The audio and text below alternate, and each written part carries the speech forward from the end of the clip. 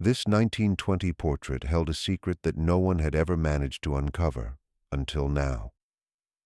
The basement archive of the Greenwood County Historical Society has the scent of aged paper and dust. James Mitchell, a 38-year-old genealogist from Chicago, carefully inspects a leather-bound ledger detailing property transfers from 1920 Mississippi. He'd been looking into land records for a client all morning, discovering only typical transactions. At 4:30, with the archive nearing closing time, James reached for one final box labeled Miscellaneous Personal Effects, 1918 to 1925. Inside, wrapped in thin tissue paper, he found a pile of photographs harmed by moisture and the passage of time. Then he noticed it. The photograph was remarkably well kept, mounted on thick cardboard. The studio stamp read, Crawford Photography, Greenwood, Mississippi, March 1920. It showed a formal family picture. A black couple sat in the middle, looking dignified in their best clothes. The man wore a neat, dark suit, his expression steady and proud. The woman's hands rested gracefully in her lap, her dark dress perfect, her eyes meeting the camera with quiet inner strength. 3 children stood with them. 2 girls, roughly 8 and 10 years old, wore white dresses with ribbons in their carefully styled hair. But it was the 3rd child who made James stop still. Between the 2 girls stood a boy of around 7. His skin was fair. His hair was light brown and wavy. Even in the sepia color, his eyes were clearly light-colored. The boy was clearly white. James leaned in closer, examining every detail. The boy stood naturally, the man's hand resting protectively on his shoulder. There was no awkwardness, no forced arrangement. He belonged there. James flipped the photograph over. In faded pencil was written, Samuel, Clara, Ruth, Dorothy, and Thomas, March 14th, 1920. He took a picture of it with his phone and copied the names into his notebook. His thoughts raced. In 1920 Mississippi, during Jim Crow segregation, a black family with a white child would have been unbelievable, dangerous, and potentially deadly. James approached the archivist, an elderly woman named Mrs. Patterson. "Do you know anything about this family?" he asked, showing her the picture. Mrs. Patterson studied it, something flickering across her face. Perhaps recognition, perhaps memory. "That would be Samuel and Clara Johnson," she said softly. "A respected family. He was a carpenter. She took in sewing." "And the children?" She paused. "I've heard tales, old stories, the kind people don't talk about anymore." She glanced at the clock. "If you want to understand that photograph, talk to Evelyn Price. She's 93, lives at Magnolia Gardens. Her mother knew the Johnsons." Mrs. Patterson let James keep the photograph. "Nobody's claimed it in 70 years. Maybe it's time someone found out what it means." Walking to his car, James looked at the 5 faces again. 4 made sense. 1 was impossible. Whatever happened in 1920, someone went to great lengths to conceal it. This photograph was proof of something extraordinary, something risky. Tomorrow he would visit Evelyn Price. Tonight he would start his research. The puzzle had completely captured his attention, an untold story waiting to be discovered, a truth concealed for 100 years. In his hotel room that evening, James opened his laptop and began searching. He started with the 1920 census for Greenwood, Mississippi. He quickly found Samuel Johnson, age 32, black, carpenter, homeowner. Clara Johnson, age 29, seamstress. 2 daughters, Ruth, age 10, and Dorothy, age 8. 2 daughters, no son, no Thomas. James tried birth records next, searching for any Thomas born in Lafleur County between 1912 and 1914. He found several, but cross-referencing showed they were all accounted for in their own families. None had vanished into a black family's photograph. He emailed his research assistant in Chicago. "Need death records for Lafleur County, 1918-1920. white couples dying within months of each other, especially with young children. Also, search orphanage records. Returning to newspaper archives, James scrolled through the Greenwood Commonwealth. Then, on February 3, 1920, he found it. Tragic accident claims local couple. Mr. Robert Hayes, 34, and his wife Margaret, 29, perished in a house fire on February 1st. The couple leaves behind one son, age 6. One son, age 6, the right age for Thomas. James searched for more about the Hayes family but found almost nothing. No follow-up articles, no mention of what happened to their child. He searched orphanages, Mississippi, 1920. The results were grim. A 1921 reform report described the Greenwood County Children's Home. Overcrowded, abusive, children used as unpaid labor. Children as young as 5 were required to work 10 hours daily. Suspicious disappearances of children allegedly adopted, but records could not be verified. His assistant emailed back, "Found it. Children's Home investigated in 1921. Multiple children unaccounted for. Director claimed adoptions, but no paperwork. No charges filed. Facility shut down 1923. Records incomplete. Major gaps." James created a timeline. February 1st, 1920. Hayes couple dies. February 3rd, 1920. Newspaper reports orphaned son. March 14th, 1920. Johnson family photo with white boy named Thomas. 6 weeks between the fire and the photograph. James studied the image again. Samuel's protective hand on Thomas's shoulder. Clara's steady gaze. What did they risk? He found the Johnson property record, 412 Elm Street, purchased 1918. As midnight approached, James made a promise to those 5 faces. He'd tell their story. He'd find Thomas's descendants and reveal the truth hidden for a century, whatever it took. Magnolia Gardens Care Home sat beneath old oak trees draped with Spanish moss. James arrived at 10 a.m., carrying the photograph and a voice recorder. Evelyn Price waited in the sunroom, a small woman with sharp eyes behind wire-rimmed glasses. At 93, her memory remained clear. "You're the genealogist," she said. "Sit down. My knees don't work, but my memory is fine." James showed her the photograph. Evelyn took it with trembling hands, from age, not emotion, and studied it for a long moment. "Samuel and Clara Johnson," she said quietly. "I was 5 or 6, but I remember them. My mother knew Clara from church, Mount Zion Baptist. Do you remember this photograph being taken? I remember the talk. People were scared. Having that boy in the picture was dangerous, but Samuel insisted. He said if something happened, there needed to be proof the child existed. Proof someone cared." James leaned forward. "How did they end up with him?" Evelyn looked out the window. "You must understand. In 1920 Mississippi, a black person could be killed for looking at a white person the wrong way. Touching a white child, that was asking for a rope in a tree. But they did it anyway. The boy's parents died in that fire, the Hayes family, poor white folks.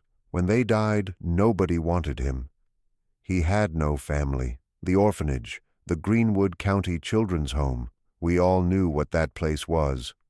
Children went in broken, if they came out at all. They worked them like slaves, beat them, starved them. Some just disappeared. How did the Johnsons get involved? Samuel was working near where the Hayes lived. The day after the fire, he saw the boy sitting on the burned house steps alone. The county people were coming to take him to the children's home. Samuel went home and told Clara. My mother said Clara cried. They had 2 daughters and knew how dangerous it would be. But Clara said she couldn't let a child go to that place no matter what color. She said God would judge them if they turned away. Evelyn's voice strengthened. So they took him. Middle of the night before the county came just took him home. How did they hide him? They told people he was Clara's nephew from up north visiting, a mixed-race child passing for white. Barely believable, but people didn't look closely if you gave them a story. Our community knew the truth. The black community protected them. We all kept the secret. For how long? Almost 2 years. They called him Thomas. He played with Ruth and Dorothy, went to church, learned carpentry from Samuel. Sweet boy, my mother said. James looked at the photograph with new insight. Why risk taking this picture? Samuel wanted proof. If they were caught, arrested, or killed, he wanted evidence the boy existed, that he was loved, part of a family. He saved money for months. The photographer, Albert Crawford, was white but fair-minded. Samuel told him the truth. Crawford could have turned them in. Instead, he took the picture and charged half price. Said it was the bravest thing he'd ever seen. What happened to Thomas? Evelyn's expression saddened. By 1922, it was too dangerous. He looked obviously white as he grew. The Klan was active that year. Threats, violence. Clara had a cousin in Chicago named Diane Porter, married to a white man, a union organizer. They sent Thomas north in June 1922. Clara cried for days. Did they stay in contact? Secret letters for years. Thomas wrote when he was older, said he remembered them, was grateful. After Samuel died in 1935, the letters stopped. Ruth burned them after Clara passed in 1947, thought it was safer. Evelyn handed back the photograph. It's time the story was told. Samuel and Clara risked everything to save a child who wasn't theirs. Didn't look like them, in a time when that could have gotten them killed. Find Thomas's family. Tell them what happened. Make sure people know that even in the darkest times, some chose love over fear. James promised he would. Mount Zion Baptist Church still stood on Elm and 3rd, a simple brick building with a white steeple. James arrived Tuesday afternoon and met Patricia Lewis, the church secretary. I'm researching the Johnson family from the 1920s, James explained. Patricia's eyes widened. Samuel and Clara. Let me get Pastor Williams. Pastor Marcus Williams, a tall man in his 50s, studied the photograph James showed him. His expression grew serious when he noticed Thomas. He and Patricia exchanged a glance. Follow me, the pastor said quietly. He led James to the church basement archive, shelves lined with record books and documents. Pastor Williams pulled out a ledger marked 1918-1925. We've kept detailed records since 1912, he explained. The Reverend in the 1920s was Walter Thompson, meticulous about documentation. He also kept private pastoral notes about sensitive matters. Williams opened the ledger, turning pages carefully. Here, March 1920. He pointed to an entry. Samuel and Clara Johnson with daughters Ruth and Dorothy and Ward Thomas, age 6. Family portrait commissioned. May God protect them in their righteous undertaking. A ward? James said. That's significant. Reverend Thompson knew, Williams confirmed. Apparently the whole church knew. Look at this. He turned more pages showing entries from church meetings, collections taken for the Johnson family, prayers offered for their safety. April 1920, pray for the Johnson family's protection. September 1920, collection for Johnson household needs. December 1921, pray for wisdom regarding the child's future. The entire congregation was in on it, James realized. They protected that family. Williams said, the black community here understood what Samuel and Clara had done and why. They created a wall of silence. Patricia brought over another box. The Reverend's personal journals, she said. James read entries with growing emotion. March 15, 1920, Samuel Johnson came to me troubled. He has taken in the Hayes child, knowing the danger. I asked him why he risks everything. He said, "Reverend, I looked in that boy's eyes and saw my own daughters. Could not send him to die slowly in that place." Clara agrees. They ask only for the church's prayers. I give them my blessing and my silence. June 1921. The boy Thomas thrives with the Johnsons. He calls them Mama and Papa. He knows not that the color of his skin matters to the world, only that he is loved. This is what Christianity truly means. May 1922. Clara weeps. They must send Thomas north, too dangerous now. The clan marches openly. I pray God protects this child and remembers this family's sacrifice. James photographed every page with permission, his hands shaking. This was documentation no one knew existed, proof of one of the most extraordinary acts of courage and compassion in American history. "There's one more thing," Pastor William said. He opened a small wooden box and removed a fragile envelope. This was kept with the Reverend's effects, never opened by anyone except him. Inside was a letter dated July 1922 from Chicago. The handwriting was careful but childish. "Dear Reverend Thompson, Mama Diane says I should write to say I arrived safe. I miss Mama Clara and Papa Samuel and Ruth and Dorothy very much. Mama Diane is kind, and Uncle James too. They say I can go to school here. I will never forget my family in Greenwood. Please tell them I love them. Thomas." James felt tears on his cheeks.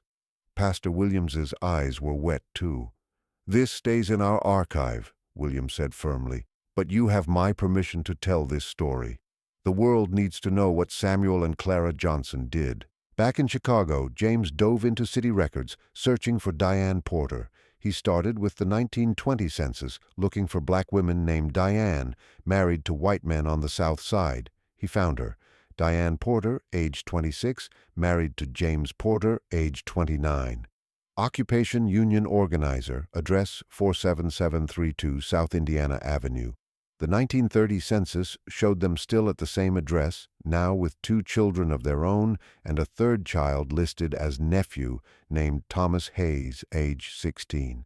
There he was, Thomas Hayes, hidden in plain sight in the census records, listed as a nephew. James searched for Thomas Hayes in Chicago through the decades. The trail was faint. He seemed to live quietly, avoiding attention. But James found a marriage license from 1935. Thomas Hayes married to Anna Schmidt. Occupation, carpenter, like Samuel had been.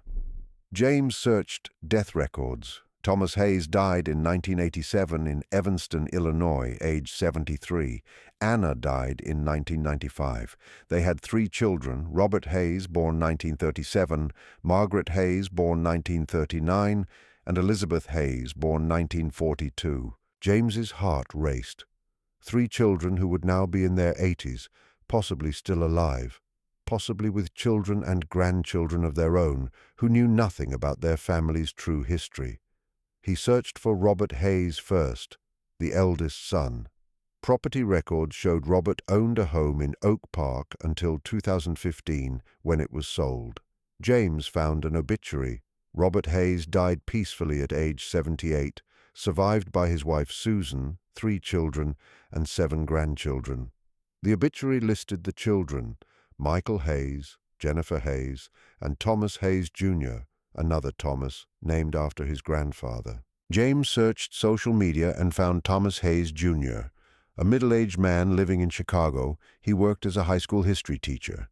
His Facebook profile was public, showing photos of his family, posts about social justice, and pictures from a recent trip to Mississippi for civil rights historical sites.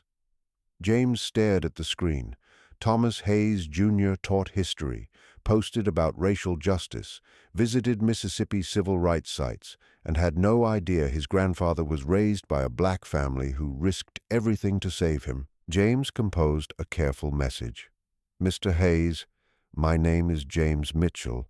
I'm a professional genealogist, and I've discovered information about your grandfather, Thomas Hayes, that I believe you and your family don't know. It's an extraordinary story involving great courage during a very difficult time in American history. Would you be willing to speak with me? I can provide documentation and proof of everything I found." He sent the message and waited, nervous. This was the moment where everything changed, where a hidden history would come to light after 100 years. 2 days later, Thomas Hayes Jr. responded, "Mr. Mitchell, your message has me very intrigued. My grandfather rarely spoke about his childhood. He said his parents died when he was young, and he was raised by relatives in Chicago. We never knew much beyond that. I'd very much like to hear what you found. Can we meet?" They arranged to meet at a cafe in downtown Chicago. James arrived early, nervous, carrying a folder with copies of everything. The photograph, Evelyn's transcribed testimony, church records, census documents, and newspaper articles about the Hayes fire. Thomas Hayes Jr. arrived exactly on time. He was a tall man in his late 40s with graying hair, warm eyes, and an open, intelligent face. He was dressed casually and carried a worn leather messenger bag. They shook hands and sat down. "I'll be honest, Mr. Mitchell," Thomas said. "I'm skeptical but curious. My family history has always been a mystery. Grandpa Thomas died when I was 10.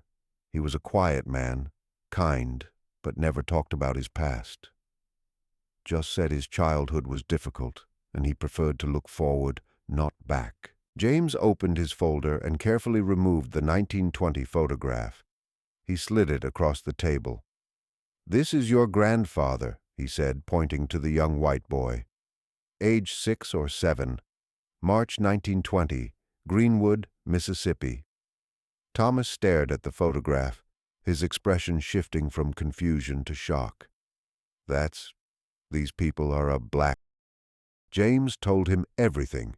He started with finding the photograph, moved through Evelyn's testimony, showed him the church records, explained about the fire that killed Robert and Margaret Hayes, and described the orphanage and what would have happened to a 6-year-old boy sent there. Thomas listened, his face growing more emotional with each revelation. When James finished, there was a long silence. "My grandfather was raised by a black family," Thomas finally said, his voice thick, "in Mississippi in 1920. For almost 2 years, Samuel and Clara Johnson risked their lives and their daughters' lives to save him from that orphanage. They hid him, protected him, loved him. Then, when it became too dangerous, they sent him to Clara's cousin Diane in Chicago, which is how he ended up here." Thomas stared at the photograph, tears running down his face. "He never told us. Why wouldn't he tell us?" "Maybe shame," James said gently, "or maybe protection. Even decades later, in the 1960s and 70s, when your grandfather was raising his family, racial tensions were intense. Maybe he thought this story would bring trouble. Or maybe he was protecting Samuel and Clara's memory. Or maybe," James paused, "maybe it hurt too much to talk about. He lost his birth parents in a fire, then lost his adopted parents when he was 8. That's a lot of loss for a child." Thomas wiped his eyes. "Can I?" He reached for the photograph with shaking hands. "May I?" James handed it to him. Thomas studied every detail, Samuel's protective hand on young Thomas's shoulder, Clara's steady gaze, the 2 girls flanking him. "They saved him," Thomas whispered. "They saved my grandfather, which means they saved all of us. My father, me, my children. None of us would exist if not for their courage." "That's right." Thomas looked up. "Are there descendants from the Johnson family?" "I believe so. I haven't traced them yet. I wanted to find you first, but Ruth and Dorothy both had children. There's a family tree out there that connects to yours through the years 1920 to 1922, through love instead of blood." Thomas set the photograph down carefully. "Mr. Mitchell, I need to tell my family, my siblings, my cousins. We need to know this story." And then he took a deep breath. "I want to find the Johnson descendants. I want to thank them somehow for what their ancestors did." I was hoping you'd say that. They talked for 2 more hours. James showed Thomas every document, every piece of evidence. Thomas asked questions, took photos, and made notes. He was a historian by training and profession. He wanted to understand everything, verify everything, and make sense of this revelation that had rewritten his family's story. As they prepared to leave, Thomas gripped James's hand firmly. "Thank you. Thank you for finding this, for caring enough to track it down, for bringing this to me. It's the most important thing I've ever learned about my family." "There's one more thing," James said. He pulled out the letter young Thomas wrote to Reverend Thompson in 1922. "Your grandfather wrote this 2 months after arriving in Chicago. He was 7 years old." Thomas read it, and when he finished, he was crying again. He loved them. He called them Mama and Papa. He never forgot them, and we forgot him. We let this story disappear. Thomas folded the letter carefully. "That changes now. Will you help me find the Johnson family?" "Absolutely." James returned to his research with renewed purpose. He needed to find the descendants of Ruth and Dorothy Johnson, the 2 girls in the photograph who grew up knowing they had briefly shared their home with a white boy their parents saved. He started with Ruth, the older daughter. In the 1930 census, Ruth Johnson, aged 20, still lived with her parents in Greenwood. But by 1940, she was gone, likely married. James searched marriage records for Leaflaw County, Mississippi, 1930-1940. He found it. Ruth Johnson married to William Crawford in 1933. Crawford, the same name as the photographer who took the 1920 portrait. James dug deeper and found the connection. William Crawford was Albert Crawford's son. The photographer who documented the Johnson family's courage had a son who fell in love with Ruth Johnson and married her. They had 4 children: Albert Jr., Clara, named after Ruth's mother, Samuel, named after Ruth's father, and Mary. James traced them forward. Clara Crawford, born 1937, married Jerome Washington in 1958 and moved to Memphis. They had 3 children, including a daughter named Ruth Washington, born 1962. James found Ruth Washington on social media. She was 63, a retired teacher living in Memphis, and posted frequently about family, church, and civil rights history. He sent her a message similar to the one he sent Thomas Hayes, Jr., explaining that he'd discovered an extraordinary story about her great-grandparents.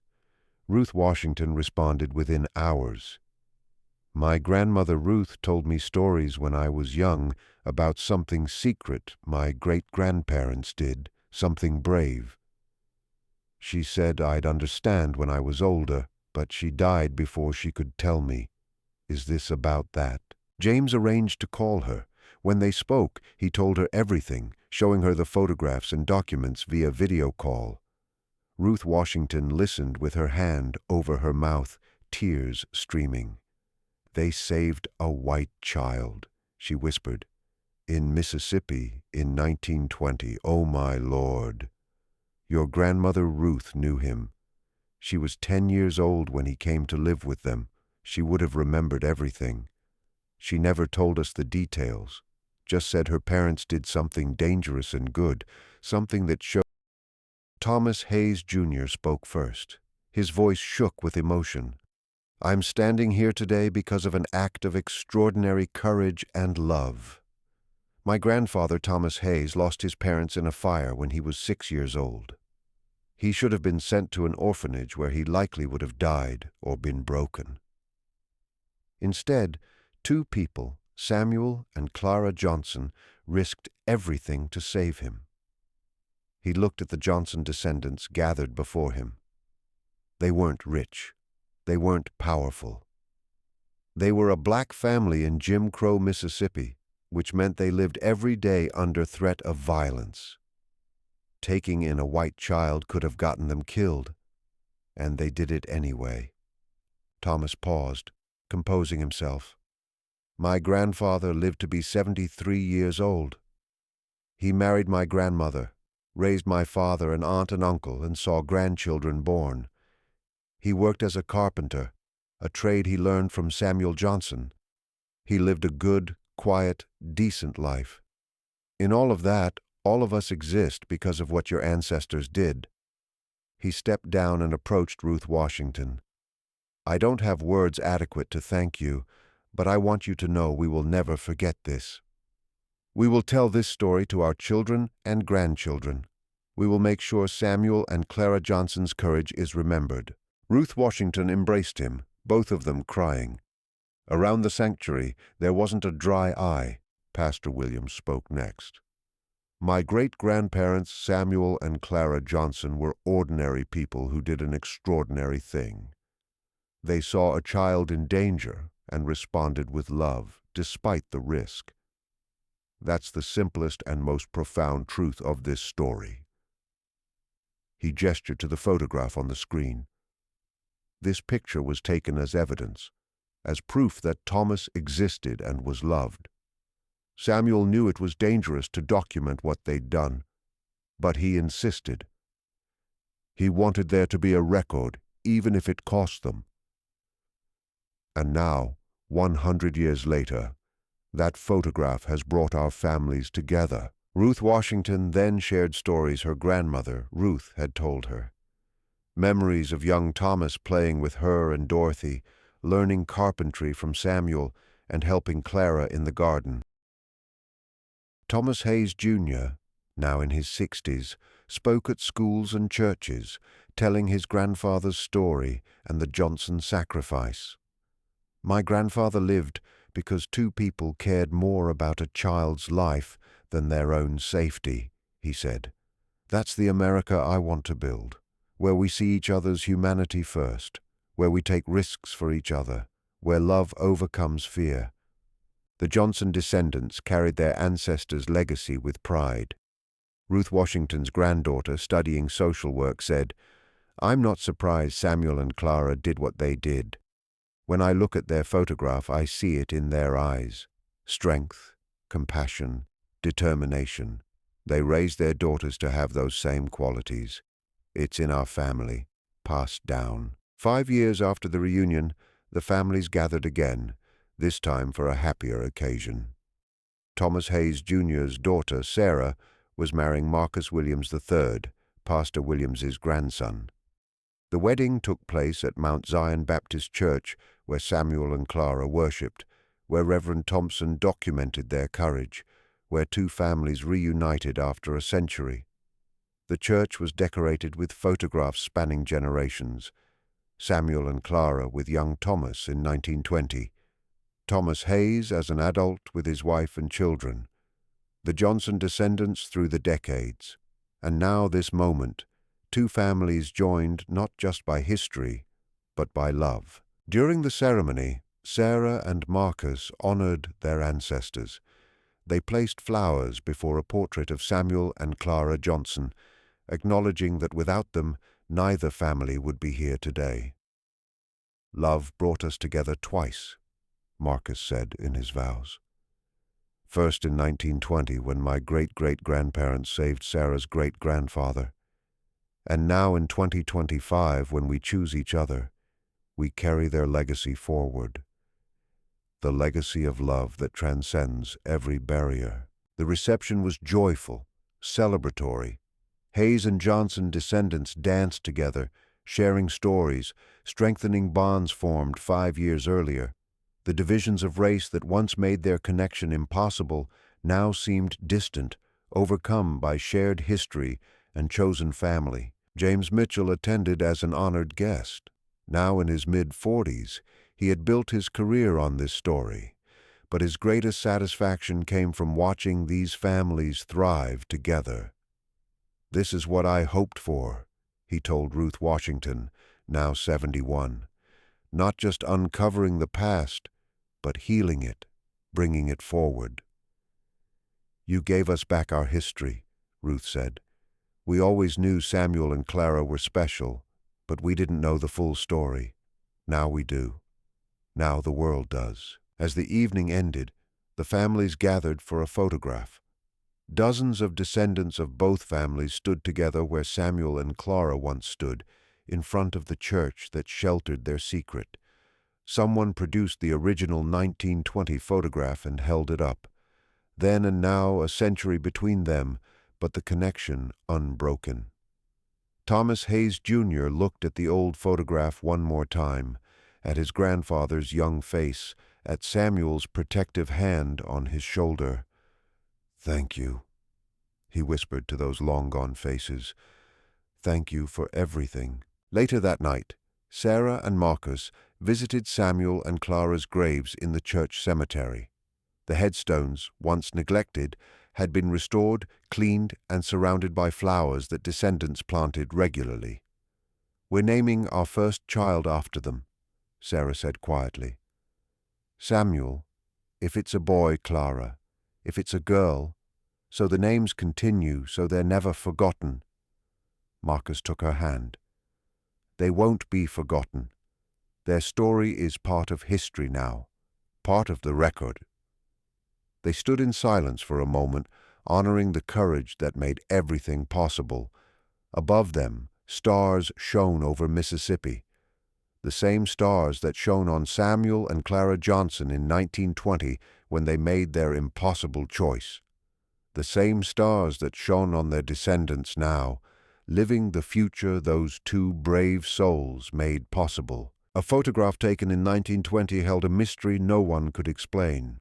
Now, a century later, the mystery had been solved and revealed a story of courage, sacrifice, and love that transcended the cruelest barriers ever erected between human beings.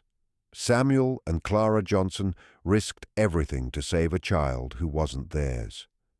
They asked nothing in return. They expected no recognition, no reward, no glory. They did it because it was right, because a child needed help, because love demanded it. And now their story would be told forever. A reminder that even in the darkest times, even in the most unjust systems, individual acts of courage and compassion can change the world. The photograph remained in the Smithsonian, viewed by thousands each year, but its true legacy lived in the families. Hayes and Johnson, white and black, forever bound by an act of love that refused to recognize the color line. This was the mystery solved, that humanity at its best is stronger than hatred. This was the truth revealed, that love at its core sees no color, only a child who needs saving and the courage to act. Samuel and Clara Johnson were gone, but their legacy lived on in their descendants, in the family they saved, and in everyone who heard their story and chose to be brave, to be kind,